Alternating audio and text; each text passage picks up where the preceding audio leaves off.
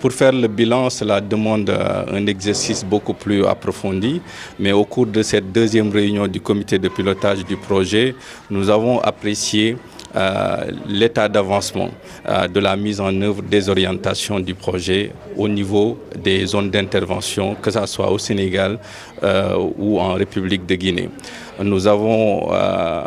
salué, le comité de pilotage a salué les efforts qui ont été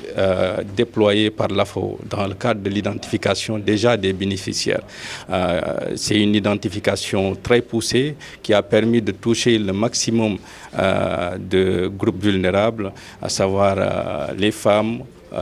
les jeunes orphelins dans le cadre de l'épidémie à virus Ebola. Nous avons également les personnes âgées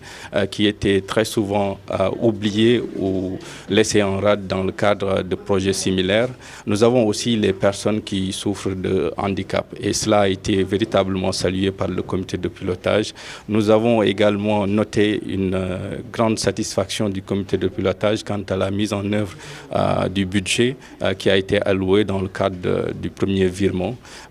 qui a été exécuté en totalité et suivant les règles qui ont été édictées par la CEDEAO et le bailleur. À ce stade, ce que nous pouvons dire, c'est qu'il y a des besoins qui ont été identifiés au niveau des différentes zones d'intervention du projet et qui vont au-delà des bénéficiaires qui ont été déjà identifiés. Cela nous amène à penser à une extension potentielle du projet à d'autres bénéficiaires et cela a été une recommandation forte de notre réunion visant à demander à la CEDEAO et aux bailleurs de voir comment élargir le projet en termes de zones d'intervention et de bénéficiaires. C'est aussi un effort qui est à saluer puisque ça entre dans le cadre de la mise en œuvre de la politique agricole commune de la CEDEAO et de façon plus large à la vision d'une CEDEAO des peuples parce que vous n'êtes pas sans savoir, vous qui êtes journaliste, que la plupart des ressortissants de la communauté se posent des questions sur